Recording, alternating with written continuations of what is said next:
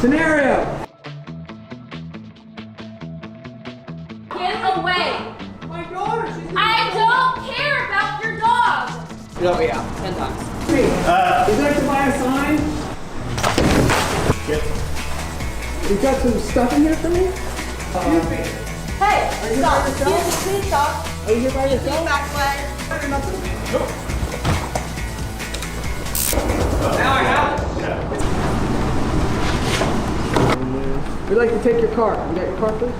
Back up.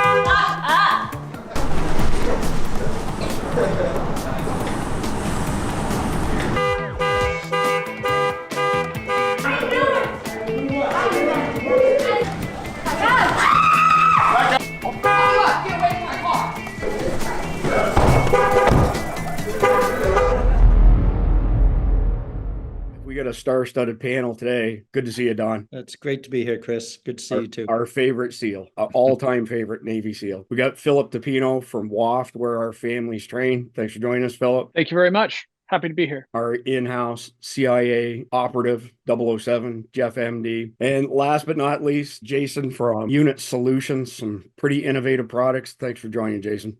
Thanks for having me. Today's topic is the value of scenario-based training, stress inoculation, all the things that go with that. Don, let's hear from you first.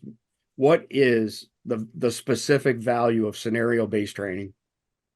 Well, Chris, and boy, we've got so much expertise here on the panel. I know everybody has heard this, but before we started doing scenario-based training, we would stand on the range, double tap, shift, double tap. And anyways, that's how training went on for years and years and years. World War I, World War II, Korea, and we were shooting so many rounds that weren't effective. We're finally getting in Vietnam. We're losing Vietnam. They did a big study. Why are all you guys missing all these targets? Basically, people didn't want to shoot people. We had this forebrain resistance where we didn't want to kill people. So scenario-based training changed that around a bit. Now, those people are not just targets, what you're shooting at on the range. Now the people are threats, and those are threats that have to be eliminated or you're going to be eliminated. And it made things more realistic. And then instead of just standing and shooting at a static target, which is not realistic at all, unless you're a marksman shooter, you know, or somebody just a competitive shooter, then you have the target moving and you're moving and the room's changing. And when you do that a few times, it gets drilled into your system that when it happens for real, you've already been there before. So although your heart will be racing and racing really high, you're used to shooting while having such an elevated heart rate in training. But then when it comes for real, if it does come for real, and you have to shoot and move and the threat's in front of you, you're used to reacting at that level. And it changed the whole world in the way we fought and trained in the military and in law enforcement. So there's no substitute for reality-based training, in my view. So Don, when people don't engage in scenario-based training, they typically go to condition black. Can you describe Colonel Jeff Cooper's conditions, the combat mindset? Sure. You know, I'm very privileged because I actually learned this from General Jeff Cooper, Colonel Cooper himself, when I went through his training in 1982. And he simply put, there's 5 color codes, and it's your awareness, basically. If you're in the white, which you see so many young people walking around in the white with the headphones in, not paying attention, looking at the cell phone, they're basically in the white. They don't know what's going on around them. That's easy prey right there. If you're the bad guy, if you're the wolf, you're the threat, that's the person you want to attack because there's no resistance there at all. So white is deadly. White can be deadly. If you move up to condition yellow, you can have some situational awareness. If you're driving down the road, looking at your text on your phone, and you're looking around, you have some situational awareness, but you don't really know there's a guy following you because you're not that specific on your awareness. However, if you notice a car is following you, and then you start shifting up a level, maybe to condition orange, now you have a threat that you're considering to be a threat anyways, and you start paying more attention. Orange is a good place to be when you're out in public. Now you take a right, that person takes a right. You take a left, that person takes a left. Now, okay, I've got a problem on my hands. And now you have to go to condition red, fight or flight, flight or freeze. You go to condition black, you freeze.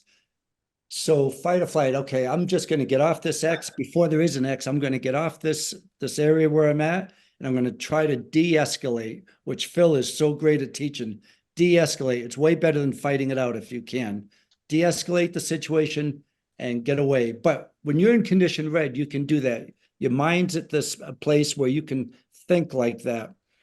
If you're in the white and all of a sudden the threat is right in front of you holding a pistol up to your head, or the Big Mac truck is ready to hit you, you've gone from white to black. Condition black is you freeze and you're done. So black is deadly, white's deadly. But if you get in the habit of escalating up your situational awareness as the situation allows, practice going from yellow to orange to red if you have to. And like Phil teaches so well, when you're in the red, try to de-escalate and avoid the fight. And that's what I learned from the great Colonel Cooper. Yeah, amazing description on your part, Don. I just quickly mentioned something I've mentioned previously as well, is that over 70% of Floridians who are killed by gunshot wound that did not commit suicide were killed with their own weapon. That number doesn't vary year to year. It's like 69% one year, 71 the next year. All of those people pulled a gun, went into condition black. The bad guy took the gun away from them and killed them on the spot. So you're absolutely right describing condition black as deadly. Philip, let's get your perspective on this, because you have built probably the most unique scenario-based training facility in the entire world. We've been very fortunate to be there a couple times. What does scenario-based training look like at WOFT? Thanks again for having me. Scenario safety, we like to call it real life scenario safety and instruction. That's the phrase we use. And ultimately, it teaches everyone the skills necessary to handle real life encounters. And we take the approach that what's more likely to happen is nothing. See something unusual and give it more attention. And ultimately, proper scenario training for me empowers you to deal with the potentially harmful everyday situations that can happen. And scenario training, the legality of the before, during, and after, because we can do all the right things, but depending on where we live, the legality of that, we also have to take into consideration as well. And ultimately, what's our mission is family safety and to protect our family. So when I think of real life scenario safety and instruction, people normally ask me, what is real life scenario safety and instruction? What is scenario safety? So think of it like this. Every day, every one of us enter and exit scenarios. We go to the coffee shop, we go to a gas station, we walk our dog, we go to restaurants. These are all scenarios, a simple part of our everyday life. And most of us enter and exit these scenarios completely oblivious to our surroundings, right? The civilian, like what Don was talking about with condition white.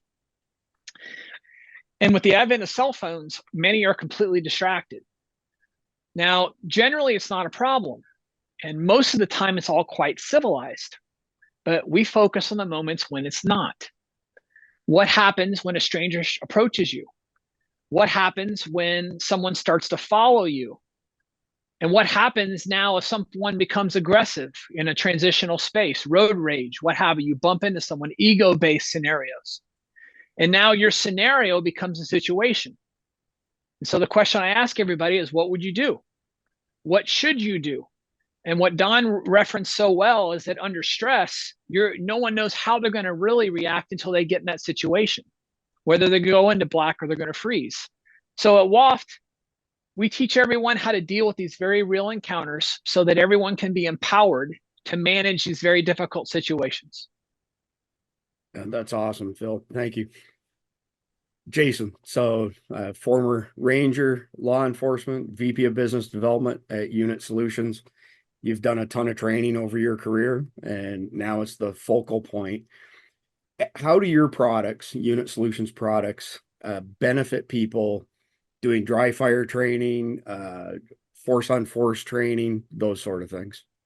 Right. So our training rifle, it lets you do this type of training in really anywhere, right? So if it's it's at a facility like WOFs, or whether it be at home, or whether it be at the precinct, right? Wherever you're at, you can use it. So you're able to take the rifle and, train yourself. And I've got a family at home, right? So I've got lots of little kids running around the house constantly. So there's this give and take between, me and my wife of, I want to do training. But I also am trying to make sure I'm dedicating time to them, be a good father, right? So it lets you get those reps and sets back in your own environment as well. In no way should this replace using the actual tool, but it's a way that, I always tell everybody that if you own one rifle, right, then it's time to make what I call making the investment in training. That training, you can do it in your space. So you're able to execute, dry fires using the blanks that our system runs. Then we've got, hard, rounds as well, that I always classify those as using those force on target type of rounds. So that you can place targets in your environment. So in my home routinely, I'll actually have my wife and place them. And then, I'll go through and just kind of react to whatever's there. It's funny, I actually have the kids do it a lot of times too. They love it. If and when you choose to do it, whether it be at a training facility or whether you've got a group of people that you're training with, I'm a big proponent of, you need to train with the team you've got. The team I've got at home, and I'm not the only one, is who I'm going to have. That's my family. That's my friends, right? We've got a tool with the marking rounds or paint, which allows you to, go through scenario-based training, force on force type training. If you decide to do it at home, the system's great because you can wipe it off a drywall. It doesn't stain it. And you can escalate that all the way up to shooting vehicles if you decided to do that. Shooting in and around vehicles, it won't knock out your glass, won't bust out a window or anything crazy like that. Yeah, that's awesome, Jason. I'm actually every 5 minutes today, I've been checking FedEx because some of your products are on your way here, and I keep refreshing. Are they here yet? Are they here yet? I drive fire train 5 days a week religiously, and it's interesting. Cody, your CEO, said to me, he was asking me what I do. I mentioned the Mantis X products, X10, Blackbeard X, and they're pretty decent products for what they are. But he asked me, he said, do you feel like you hit a certain limit with that stuff?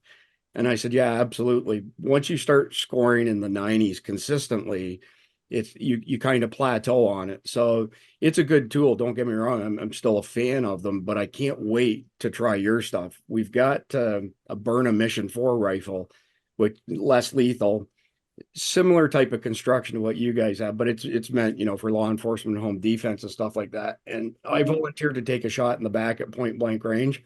It wasn't very smart. Took several layers of skin off. So I said, well, we should try this at 20 yards to see what it looks like. Did the exact same thing at 20 yards that it did at point blank range. Then my wife asked me if I'm 55 or 15. So anyway, I could speak from. Sorry about that. Oh, go ahead, Jason. No, I'd say, and that's a good piece of feedback we get with a lot of the various products that are out there. We've got what I classify as an acceptable pain tolerance, right? You're still going to get it. And that is an important aspect of force on force scenario-based training, is you should get a correction, slash, if you decided to go as far as, I was shot in the arm. I need to go through the treatment process now. Don't stop just because don't stop fighting just because you were shot. I always call that as, you shouldn't give up, right?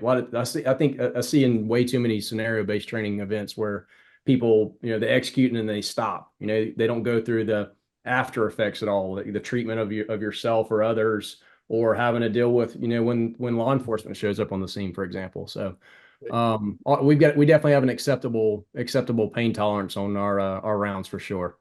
That's awesome input, Jason. So I've got silhouette targets, steel targets, all those sort of things. And I'm blind in my left eye. It's a prosthetic eye. So I don't have any depth perception. So I have to work really hard to get my shots on target when I'm in motion, especially going forwards, not so much going backwards. What I'm looking forward to with your product is getting the audible feedback from the silhouette. I know if I hit the silhouette, it's in the kill zone, but the Mantis will penalize me and take my shots from 92, 93% to 50%. And I don't know that that's entirely the best feedback because it's still hitting A zone. So anyway, last but not least, Jeff, and I asked you earlier, what type of scenario training did the CIA put you through when you were in the agency? Well, when early on, it's small unit tactics, that kind of stuff, and you're out there with real guns, but you're shooting blanks. That's just for more of a team building than anything else. But before I deployed to Afghanistan, they ran us through. We went to the range, fired our primary weapon, all that sort of thing, which was fine. But then we got to go through the shoot house where we would clear rooms. You've got combatants and non-combatants, and you've got to go through, clear the room, determine which one you're going to shoot, which one you're not. You go in as teams, which was good. And we're shooting sim rounds. And then the one that I found also very interesting and very helpful was they did a scenario-based one where you're in theoretically you're in a third world hotel room. Somebody breaks into your room. What do you do? And we were shooting Glocks, but with sim rounds, with paint rounds. And the person breaking in is a real person. He's in the full suit, so he's not getting hurt. And what I found interesting and I got the positive reinforcement I got is people were going ahead of me, and the guy'd come in, they'd shoot him once. Well, when I was there and the guy came in, I shot him and I shot him and I shot him and I shot him and I shot him. And the instructor goes, "Why did you feel the need to shoot this guy, 7 times?" And I said, "Because he was still on his feet and coming towards me." And he goes, "Absolutely right." He says, "You shoot till the threat is no longer a threat." And I said, that's my goal. You sound like our Sheriff Grady here in Polk County. He is a funny guy. I've seen videos. There was a shooting incident a year or two ago, and he was doing this press release, and this reporter asked him, why the homeowner shot this person 6 times. Wasn't that somewhat excessive? And his answer was, "No, not at all. We thought he should have shot him more times." And then he made some reference to it also is less paperwork for us to do. So just eliminate the threat and be done with it. So God bless Sheriff Grady, Judd. The taxpayers some money. Yeah, absolutely. So Philip, I've got your website pulled up here. I mean, it's an impressive property to say the least. And I've got another picture of each of your stations right there. Could you give us a rundown of what happens at each of these buildings? Sure. What really helps customize the experience is that when you visit, we have you fill out a registration, and it tells us what you've done, what you're interested in doing, and what who's going to be coming with you. Because, like Jason said really well, your family is your true force multiplier. So when you come and visit at each station, we have the live fire stations, which are in red, which is what you see there. And we have other stations which are scenario based, that everything from stop to bleed, dirt medicine to anti-carjacking, which is something that is very becoming, unfortunately, happening all over the country. Everyone gets in their vehicle every day. And then situational safety or low light training, which is what you've experienced, Chris, observing with what we do. And then just the ability to have so many stations allows us to keep groups together, like a family together, and train together, but also allows us to split people up based on their skill set. That way, someone is not falling asleep or they're not drinking from a fire hose. They can be around a group of people so that we can get the most experience with their valuable time. That's great, Philip. So I'm going to take the conversation in a slightly different direction than most people would expect. I'll let you go first. Explain to the audience the value of having proper training with a flashlight. Absolutely. People always ask us, what's up with the flashlights? Why do you always go on about a flashlight? And what's neat about a flashlight for me, again, a civilian application, is it can go everywhere. It's small, it's inconspicuous, it's multi-purpose. And with the proper training, we found that it can save your life by learning how to interrupt the way someone thinks by doing something they're not expecting, to interrupt their OODA loop that Mr. Don and Jeff and Jason know all too well. So it's a simple tool, no different than any other tool. But we learn how to leverage that and apply that with safety concepts, and it buys yourself more time. It takes away information from someone who potentially could be a predator, that wants you or wants something that you have, and it gives you back information. And that's at distance. And then obviously when distance breaks down, it can be a roll of quarters. Dating myself here, I'm not as old or as distinguished as Don, but and so it can be used as a striking tool to get distance. So for that reason, it can go everywhere. A firearm can't go. It can go on a plane, on a train, in a church or in a bar. You can take it. Always carry it near or far. How's that? Dr. Seuss. Boom. Philip, break down the OODA loop for our audience who may not be familiar with it. My interpretation of OODA loop is it's how people process information. It's your thinking process. So every time you go to make a decision, you're going to observe, you're going to orient, where is that in relation to you? You're going to make a decision, but then you're going to act. And that process, if someone does something that you're not expecting, it can take between a second to 3 seconds to really reset, figure out what you're doing. And so what we try to do with scenario-based training is we try to show you concepts and pre-fight indicators so you get to a point where you're reacting unconsciously. And it's going to increase your reaction time, because reaction is never something you have enough of under stress. So through inoculation to stress and for pre-fight indicators, that's where we're going to show how you apply those to yourself, and then through attentive repetition and forced science application, you can learn collectively with a team, and your family will retain more by watching you, and you'll retain up to 600 to 700% more by going through this training. So gosh forbid, if something were to ever happen, your brain's going to have a reference, right? And I'm sure all these fantastic panel will tell you that your body can't go where the brain hasn't been. So we just want to increase your reaction time in a family-friendly, comfortable atmosphere, and then we can always stress test it later. So great explanation, Philip. Jason, you were describing doing stuff in your home with your wife, and that seems to me that you're fine-tuning the OODA loop, for lack of a better term. In other words, observing something, orienting yourself, deciding what you're going to do, then take action. How much benefit is there from training with your weapons as far as speeding up the OODA loop is concerned? I don't know if you could put a number on that, but I just want to get a feeling for it. Yeah, it would be hard to put an actual number on it, but I mean exponentially.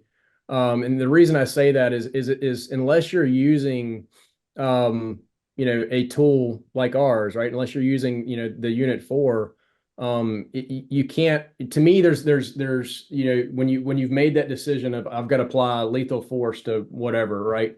Whatever the scenario is, that's an important step, and being able to see as I'm stressing myself, whether that be through coursework or whatever you're using as the stressor, what's happening, right? And a good indicator of how stressed you are, or have I been putting myself under enough stress is still, you can look at a target and say, hey, I've been on the range and I've been shooting groupings that are, quarter size groupings. And then as soon as I apply stress, I get out here in my shot group, as it opened, it's going to naturally open. But how much did it open, right? Being able to to show that, with stress around you, I think it's invaluable. Yeah, that's a great explanation as well, Jason. I always think of this stuff in terms of football. If you're an outside linebacker, you've seen the same play 1,000 times before. You don't have to think, you just automatically react. It's second nature. And I think if you look at all conflict, which would include, playing football, that if you're not fast enough to get to the play, you're not in the play and you're in trouble. Give me your thoughts on the OODA loop, Don, and scenario-based training. Well, Chris, it's so interesting that you have Philip on the show today and Jason, because it's a great example of what we're learning from them on how training has progressed and where we are now in 2024. I mean, really, I'm not trying to blow smoke or anything, but WOFT, when I first met Philip at WOFT, I knew within 10 minutes this was the finest training facility I've ever stepped foot on. And that's being on training facilities for over 45 years, including Delta Force or anybody's. What Philip has created is more than just shoot the threat, shoot till they're down. We've all done that a million times. But what he does is he explains it from what can happen well before you have to take that lethal force. And the OODA loop is just one of those examples that he preaches and teaches. And then with what Jason has created, and now you've got a training tool that replicates your weapon, your M4. It's a complete replica, the same length. He's got 14.5 inch. He's got the 10.5 inch. You can feel the recoil. And most importantly, when we use these other weapons that were non-lethal, they would jam up and you'd have to stop, they'd malfunction. These don't at all. What Jason has developed, it just is the perfect way to train at your own home, your neighbor's home, to teach them how to take care of themselves, in a school building for, active shooter training, or anywhere. And I think I'm just so happy to see how much training has progressed from when I started to today, thanks to people like Philip and Jason and folks who do what they do. Yeah, I mean, shameless plug here for these guys, but obviously I don't have your experience. I was not a SEAL, but by far and away the most impressive facility for citizens, the everyday citizens I've ever seen, with Philip, and observing how he uses tools, like the Unit 4.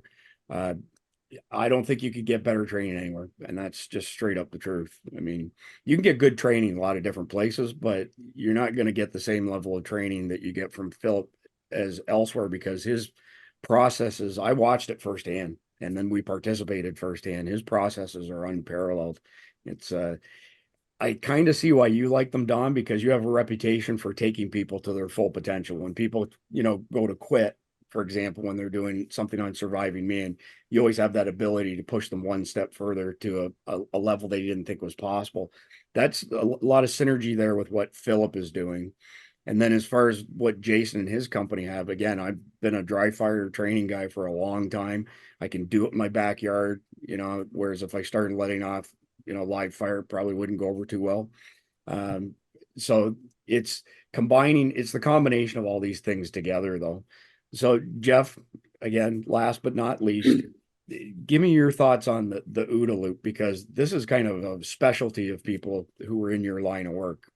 Well, you get it when you're either in a combat situation or a threat situation, like in Afghanistan, going through a market, someone going to pull out a gun and shoot you. But I think where we use it a lot is when it's surveillance detection. And that's, you're driving, you're being aware of your surroundings. Is someone following you? And then you go through to how do you determine if they're following you or they just happen to be behind you? But we always are constantly observing. And then I guess the orienting is, okay, now I'm going to change my position. Are they going to change their position? And so you have to decide, okay, am I under surveillance? Am I not under surveillance? And then you got to determine what you're going to do about it. But I think it's, we have a process we go through to try and determine, because a lot of times when we're being followed, it's not by one vehicle, it's by 4, 5, 6 vehicles. And they rotate and they take turns so that they're not behind you the whole time. At least the same car isn't. So you have to figure out, okay, was that the one that was behind me 5 minutes ago, 10 minutes ago, the same one? And there's tricks to that. I shouldn't call them tricks. There's skills that you learn to do that.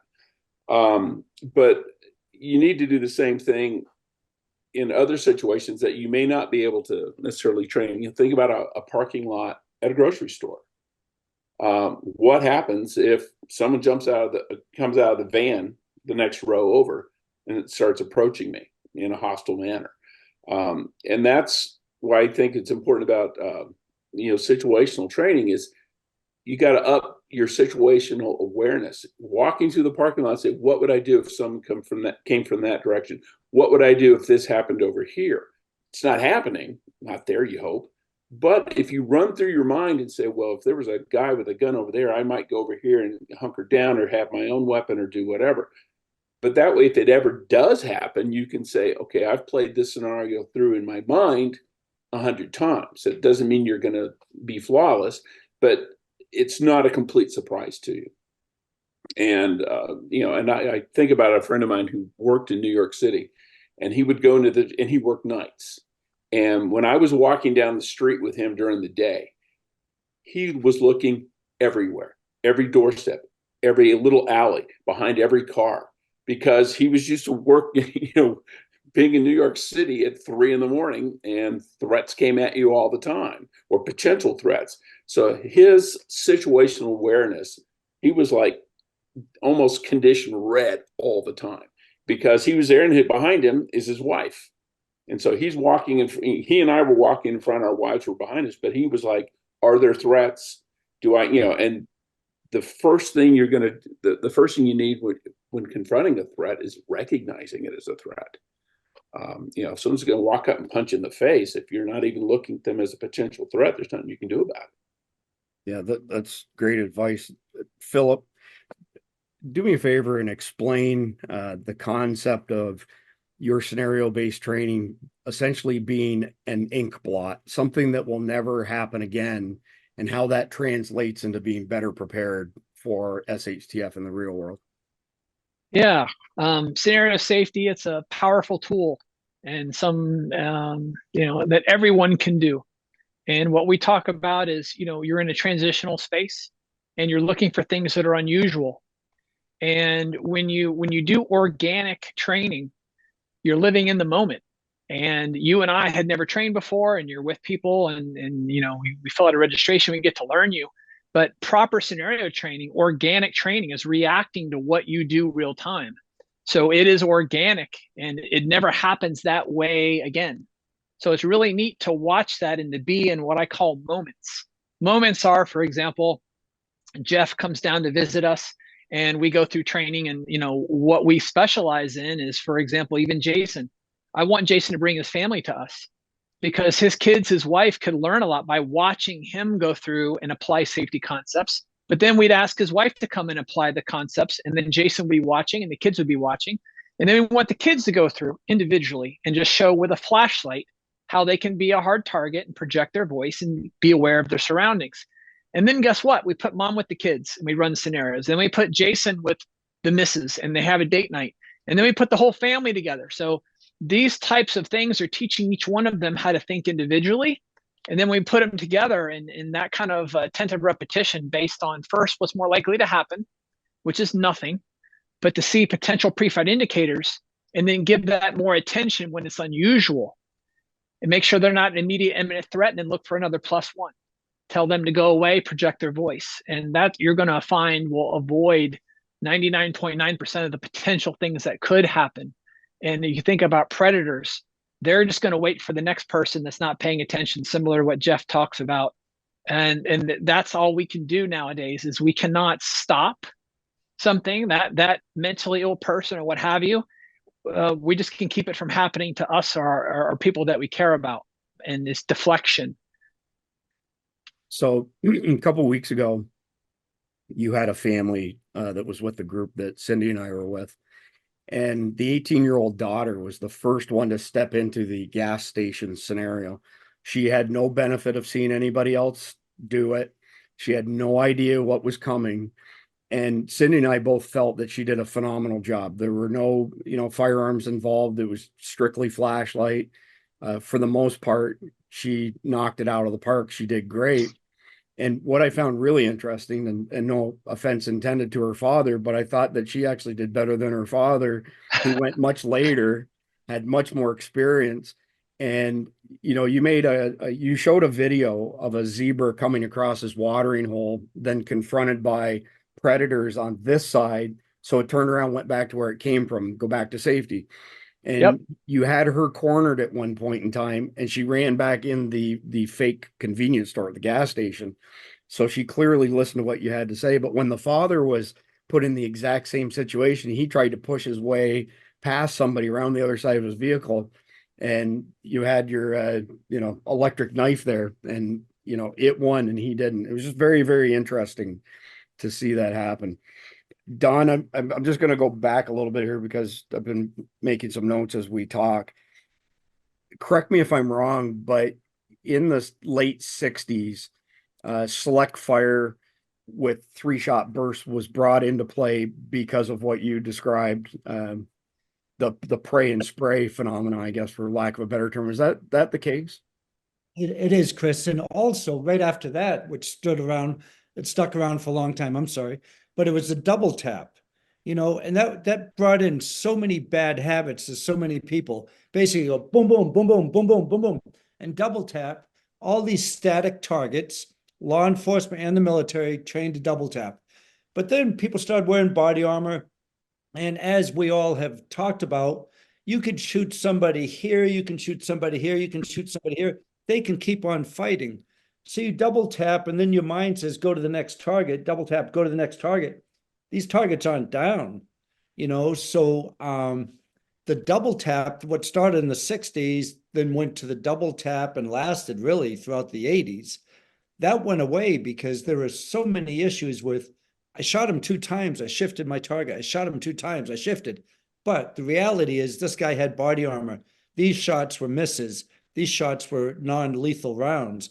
You have to try to hit that fatal T. And when you double tap and double tap and double tap, and that didn't always hit that fatal T and didn't put the people down. So then it was like Jeff explained, shoot them till they're down, shoot till the threat's eliminated or neutralized, however you want to say it. But you can't just assume that assaulter is done and shift target. And that brought a lot of bad habits to a lot of people in law enforcement and military. And fortunately, we've evolved a long ways from that, basically through scenario-based training too. Man, you hit on a ton of stuff there, Don. I mean, basically the concept you're describing is what Philip specializes in, which is burning neural pathways so that you can react that much faster. Just a couple things that I wrote down here. Number one, on the double tap. So when I first started using the Mantis X Blackbeard X, my second shot was always worse than my first shot. So I went to work on correcting that. And it had to do with the trigger pull. So then I got it in my mind that I was going to work on triple taps. And I did that for a couple weeks straight. We went to Jason Sawyer's place and we had a couples competition where we were running and gunning and doing exercises, about 45 minutes of, balls to the wall, high intensity training. And it started with, from a prone position, one shot, sprint 50 yards, take a shot from a knee, sprint 50 yards, take a shot standing, exchange the iPad and the Mantis between your husband and wife and go again. I couldn't stop triple tapping every single target because that's all I'd done for 2 weeks, and I burned it into my head, and I couldn't get it out of there. And Jason, when I think of your products and look at your products, and I've got a couple more, questions and comments on that. One of the things that comes to mind, I don't remember the vendor name, but you take a shot, you charge it, you take a shot, you charge it. After that triple tap experience that I had, I thought to myself, holy crap, like if you train with that dry fire where you pull the trigger, charge, pull the trigger, charge, that could potentially happen in a life and death situation. I mean, if you could go into a little bit more of the realism of what you guys have built. Yeah, I think that pairs well. I don't remember the year, but I know that anything that you do in training absolutely will translate over to live. I mean, I think we saw that with the the FBI and law enforcement agencies back years ago. What they'd find cops dead with shell casings in their hands because they were so accustomed to walking along on the range and picking up their shell casings that they do the same thing when they got into that gunfight. So our system eliminates that possibility, right? If you're choosing to use, I guess you could dry fire like just the same way you would, but I don't know why you would. It gives you the capability to not get it. That's a bad training scar. I mean, what you're talking about doing with dry fire, we've done it for years, and I'm not discounting what dry fire does at all. But if you've got a tool that allows you to recycle the bolt for you, adding recoil into it, adding where you've got to get a good secondary and tertiary sight picture, it's a great resource for blank and our training rounds as well for the non-markers or marking rounds for sure. So something that's related to those comments as well as Don Mann, let me pull this up because your rifle's the only one I'm aware of. Let me reload that so it comes up. Your training rifle shoots in full auto. I'm not aware of any other training device that does that. Is this exclusive to your company? if so, I wouldn't say it's necessarily exclusive. As if you, for example, if you drop in, some of the drop-in bolt products, it's gonna cycle based off of whatever your rifle has, as it would in your lower. But as far as our product, a product like ours is the standalone rifle. It's the only one that I'm aware of. That especially the one that does it with consistency. What I mean with consistency is that no matter if you're doing full auto or whether you're doing single shots, shot 1 and shot 30 are going to be the same. They're going to feel the same across that spectrum, which is a huge deal. And which is why our training tool is I think it's really, really great. That's one of the reasons. Yeah, I'm checking my FedEx updates here by the minute, waiting for it to arrive. If it shows up, we'll have to cut this broadcast short because I have to go get them. Philip, give me your thoughts and your advice on the importance of maintaining eye contact. Absolutely. What can we learn from nature, right? In nature, predator, we want to make sure that if we can take away the element of surprise, we can take something like a tiger or a natural born killer. We can take away their element of surprise. They're waiting for us to turn, or they're waiting for their best advantage, and we never give it to them. So letting a predator know that we see it takes away their element of surprise, and that right there might be enough to get them to just avoid and wait for the next person who is unaware. And so that's one of the things that we like to hard focus on is when you see, like I said, backing up to when you see something that's unusual, give it more attention. And for example, you're at the gas station with your family and you play a game with the kids. Hey, who's looking at us? They're another set of eyes for you. And so it's so neat when you look at the world around you, how many learning opportunity and how many learning moments you can get, and then get your family on the same page. It's just excellent. And we focus on excellence in those moments. So eye contact's a big deal. You don't want to hard focus on someone, but you definitely, if they're looking at you, you want to let them know that you see them. And you can do that with a flashlight and certain concepts that we talk about, and that's what you've seen, Chris, where the real value and usefulness and practicality and the advantage of a simple flashlight is fully realized. Yeah, it was very eye-opening, to say the least, as your students progressed through the day. And of course, Dawn, Cindy, she played one of the victims, kind of like last time when you had her in survival. You remember that? Yeah, you remember that. It's yeah, good. Dawn had my wife she was a hostage situation, and it was you have to wait until Surviving Man season 3 comes out, but it was pretty interesting.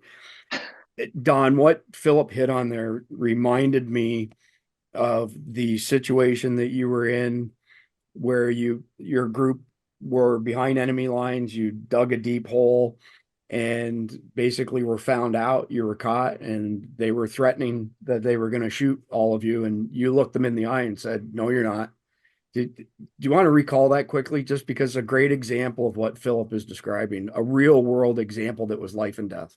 Sure. Well, we went to do a reconnaissance, a surveillance RNS mission, and 4 of us were really, really sick before we went down there to do this. And Jeff's heard me say this before, but so we were eating frogs and snakes and venomous snakes, and we all got sick.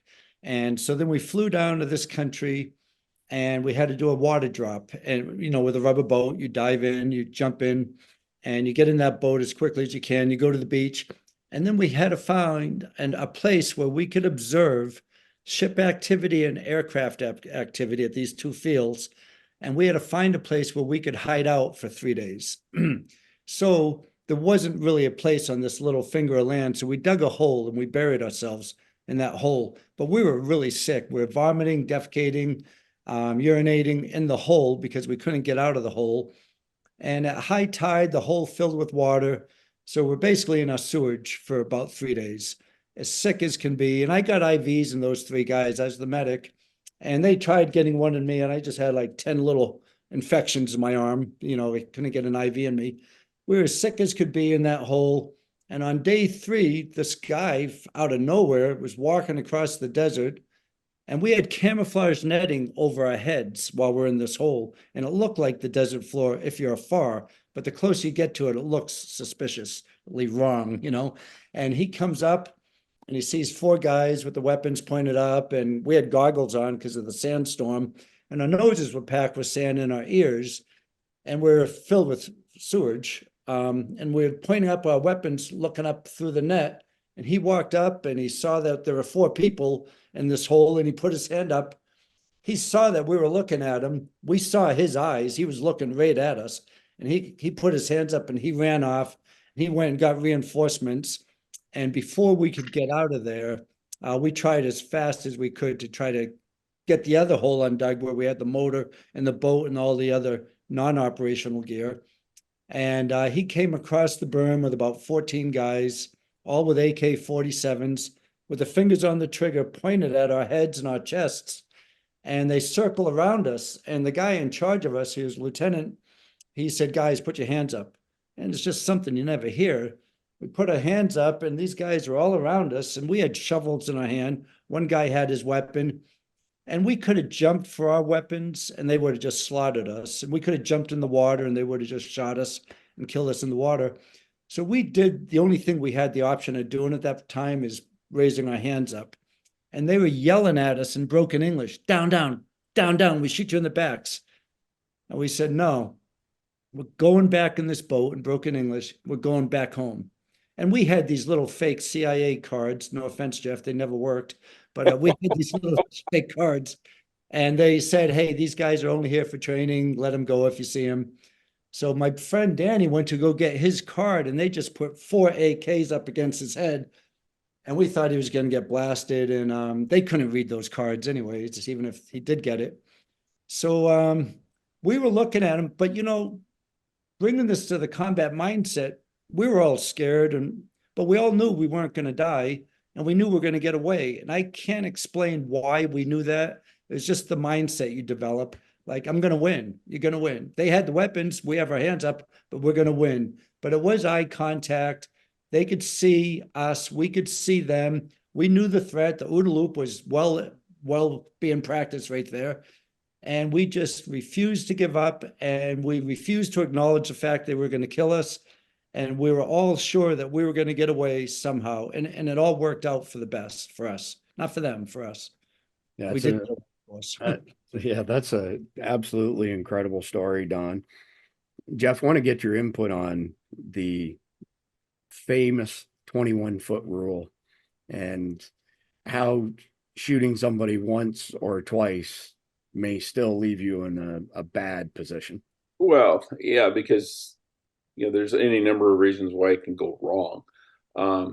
You know, you shoot somebody once, okay, depending on the round you're using, the person you're shooting, where you're hitting them, it may not even slow them down. You know, you hit somebody in the side with a 9mm full metal jacket and it goes right through them. And if they're hopped up on adrenaline or drugs, they're going to keep coming. You know, we've said before in other shows, distance is your friend.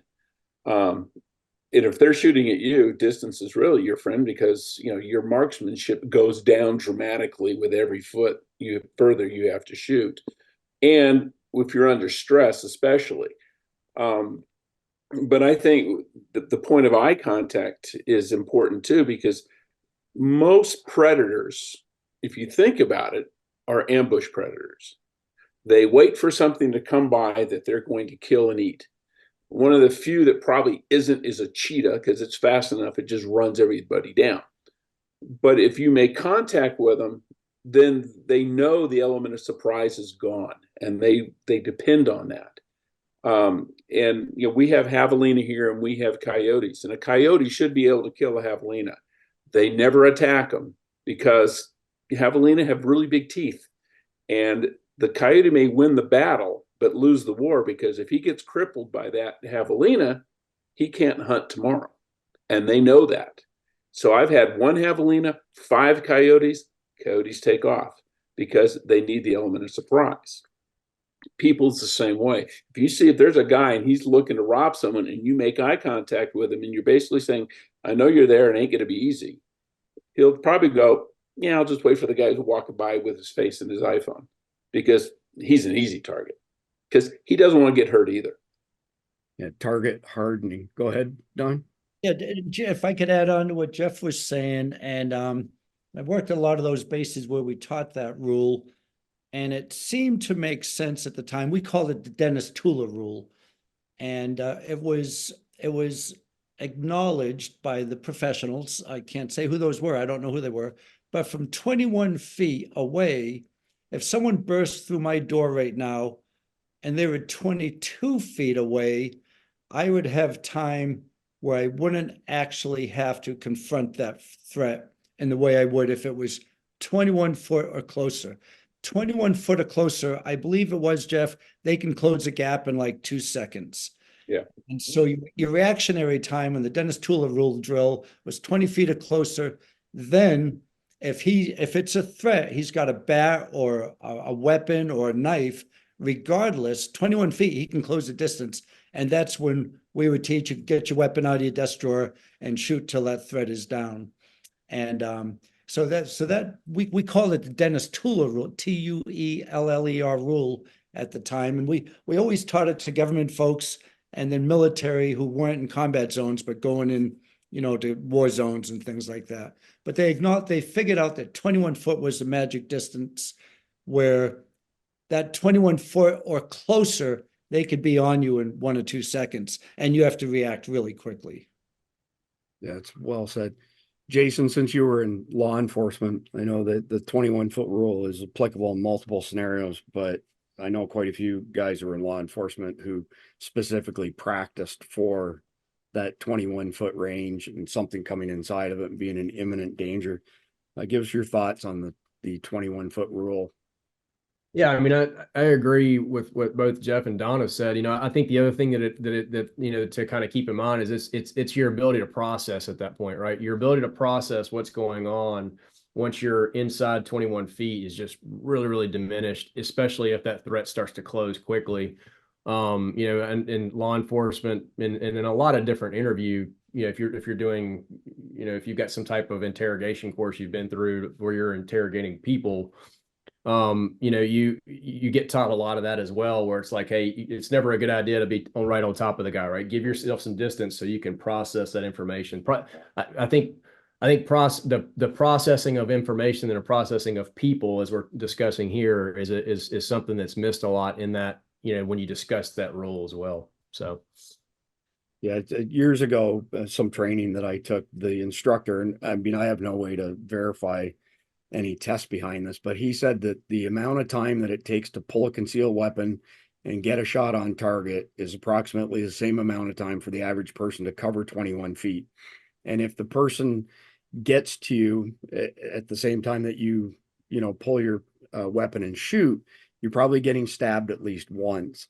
And his numbers, and again, I have no way of verifying this, but it was that if you got stabbed once, it's like a 50-50 chance that you're going to survive. But if you got stabbed 2 or more times, that there's a very slim chance you're going to survive. And that was how he sold us on the 21-foot rule, because he asked the attendees, actually said, if someone came at you with a knife, how close would you let them get before you would shoot them? And almost everybody in the class said arm's length. Yeah. And that's what the lead-in was to the 21-foot rule. Philip, just because I haven't gone through all of your training, does the 21-foot rule play a role at all in the scenario-based stuff that you do? Well, first off, there's only one way to find out, right? With regards to 21 foot, because depending on Jason's draw from concealment, depending on Don's, being able to move, you can extend that 21-foot rule by moving and also changing elevation, putting things between you. And then where you carry depends on your limitations on how you can draw. So if you're falling backwards or changing, getting around something, if you carry at 3 o'clock or behind the back, it limits your options. So compared to carrying appendix or what have you. So it's really cool to vet those things. And we talk about the 21-foot rule. And when we do that, that goes hand in hand with action versus reaction. So it goes hand in hand with, the fact that you cannot react faster than I can act. So if that predator, what is the context of that we're showing and applying that 21-foot rule? Because now if you want my wallet or if you want something, no problem, I'm going to give it to you. And what stage in the process has that predator approached you, and why are they engaging you? Could you, and then we reverse it, we back up and go, wait a second, they're approaching and they're attacking you now, but what was missed ahead of time that gave them that ability to do that, where that 21-foot rule broke down? So we've had it 10 feet that if you're fast enough, and I can draw from concealment and get good hits on Jason if he charges me at 10 feet. And if I'm moving, I can extend that distance, if you will. So it's a really good topic to start with. And it's a really good thing to properly vet. And that's, I believe this kind of information is so important, not only to our community here where we live, but the community at large and the country and all the people watching right now. You hit on something really interesting that I saw you do firsthand with that class. And that was the advice to put something in between you and the bad guy. And, the ironic part is Don, you had an encounter at a gas station in the not too distant past where you had somebody who was not overly friendly, and that's exactly what you did, right? You got the car between you and him. Yeah, because of course we know that engine block or your wheels are cover. You got cover and concealment. As long as the shooter is on the other side of the engine block, you have cover. But this guy is a big thug, walked up and he was asking people for money.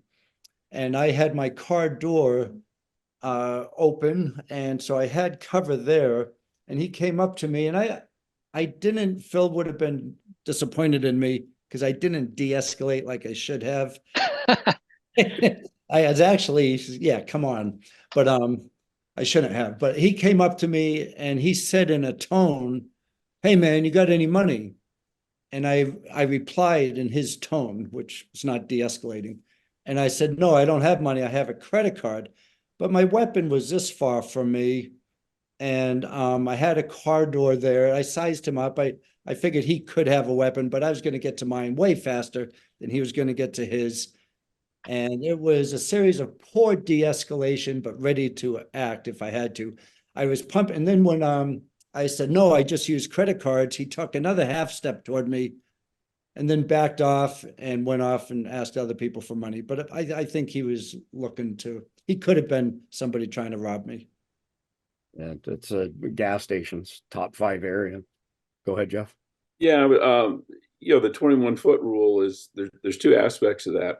One, distance gives you time. The more distance you have or obstructions between you and the threat, you have more time to react and decide what you're going to do. But the flip side of that is training. The more you train, the less time you need to react, because your body, there's a thing called a schema. Think about when you brush your teeth, you don't think about brushing your teeth because you do it every day. But you switch to the other hand and try and brush your teeth, you got to think about it because you're not used to doing it. But if you have the flashlight, you have something, you have some way that you've trained yourself to respond, and it's burned into your brain, that response is going to be a whole lot faster than you starting from scratch and going, "Oh, gee, here's a bad guy. What do I do next?" So training reduces your response. It reduces the necessary response time. Distance gives you more time to decide what to do. Distance and obstructions. So I think they're 2 sides of the same coin to help you. Brushing your teeth, that's a great example. Think about it. Have you ever brushed your teeth with your left hand? Yeah. It sucks. Yeah, legit. Okay, so final trip around our panel here. Number 1, want to get each of your thoughts on target hardening, making yourself a harder target, and advice on how to do that. And then 2, give us a shameless plug. So Philip, we'll start with you first. I always talk about if we can help even one person, if we can spare a single woman or family the trauma and pain that it comes from a violent assault, we believe it's worth every bit of our effort. And if you are not a gun owner, that's what WOFT is built for. We teach you how to think critically under stress. If you are a gun owner, we make it work for you, teaching you how to hopefully never have to use that. And if you use, not to use excessive force and the legality that comes with all of that. And we customize the experience. So it's something that people always ask me, can I experience this sort of thing online? Is there a video I can watch? Is there an interactive tutorial? And the answer to all of this is no. There is no substitute And I think your panel will agree for live in-person custom learning experience. And so that's why we exist. Yeah. So you don't have to answer this question, but how far away is WOFT from offering virtual reality so that you can teach the entire globe how to be safe? It's a rhetorical question. Technology's coming a long way. So that's something that we're going to, that's how we scale, ultimately scale. And it's definitely a future. That's awesome. Give our audience one tip on how to make themselves a harder target. Mindset, carry something like a flashlight that you can carry with yourself every day. And that helps remind you when you go into transitional spaces, just to be aware, just to pay more attention, and similar in a transitional space, any place outside your house. So whether it be a wristband or something, put yourself in that mindset, because if you see it coming and you can see it, and that will help you avoid it altogether. Good advice. Jason, one tip for target hardening, and give us a shameless plug for Unit Solutions. Yeah, I'd say for one tip for just hardening is it kind of goes along with what Philip just said, and it's just situational awareness, right? It is, I don't care who you are, whether you're the 16, 17, 12-year-old, 72-year-old person, don't be in your device that you carry around every day. Look, the value of like being up, looking around, it does multiple things. One, it makes you a harder target. And then we're so heads down in those devices. We're missing so many things nowadays. So that's that. And I think the thing that we've described over and over and over today has been training, right? That's our system lets you do that, right? We pair with great people like Phil, in trainers like that. And then we give you a resource you can take back home and continue that training. Yeah, that's awesome. Thanks, Jason. Jeff, one suggestion for people to make themselves a harder target, and give us a shameless plug on your books. Yeah. Okay. My one thing would say, think 360 degrees. Not all threats are going to be in front of you or within your front vision. If you're in a car, you have mirrors, use them. That's what they're there for. But because the threat can be behind you, and if you're driving and you're worried, play a game with yourself. Look at the cars behind you. I used to give the drivers names so I could remember who they were, or the cars, and then see, are they there again? Are they, what happens if I look up again in a few minutes and they're still there and I've made 2 turns? Then you got to go, okay, something potentially is not right here. And the shameless plugs for the books, Don and I wrote these together. We got History's Assassins and Black Sun Rising. So if anyone's interested, you can get them on Amazon. Awesome. Thanks, Jeff. Don, you're batting cleanup. One tip for people to make themselves a harder target, and then give us a shameless plug on Surviving Man. I think everything that was said, I couldn't agree with more, but I think maybe the other thing I would add would be visualization. And it works with athletes, it works for people in combat, but to visualize what can go wrong in this restaurant, what can go wrong at this gas station, and then come up with a plan and just visualize it. It's a game you can play by yourself. Nobody has to know you're doing it. And on top of that, when you're doing this visualization, look for cover and concealment. If something happened, here I have cover, and here I only have concealment. If something happens, if I can get to here, that's where I'm going. I mentioned the car, you got the engine block and the wheel wells, or the wheels. But I think visualization is a good thing, especially anywhere, your own environment, or especially a new environment, especially in the cities, to visualize what can go wrong. Like Jeff was talking about, he and his buddy was looking everywhere. He was visualizing this person can come out from here or here. I think that's a very healthy thing to do. And it doesn't mean you're paranoid or ready for that wolf to come out and attack, but you're ready if it does attack, and it doesn't take any energy to do it, really. And yeah, as far as the plug for something, I am working on Surviving Man and The Mission, 2 TV shows, and they're a lot of fun, because really what I love doing is pushing myself and pushing other people. And it's weapons, and it's PT, physical training, and obstacle course, and adventure racing skills and survival skills all combined. And we're getting some really hardcore Americans coming out for these events. And I'd like to say if anybody's willing to come out and wanting to get a week of really what SEAL training is like, some days very, very similar to Buds and Hell Week even. Come on out. Come on out and compete with us, and I think you'd enjoy it. Yeah, I mean, for people who want to test themselves, it's a great opportunity. You get to meet some really interesting people. The third day of the show this year, I was speaking with some of the contestants. They were a little worn down because they'd had, a few long days, and it was late in the afternoon, 4 or 5 p.m., something like that. And they were looking at their watches thinking, we get to go home soon. And then all of a sudden, you and Mike Glover sprung it on them that they were going to do a nighttime recce, and they finished around 2 or 3 o'clock in the morning. So it's definitely a test, no question. All right. Well, I appreciate all y'all's time. Thank you very much. And thank you for following Survival Dispatch.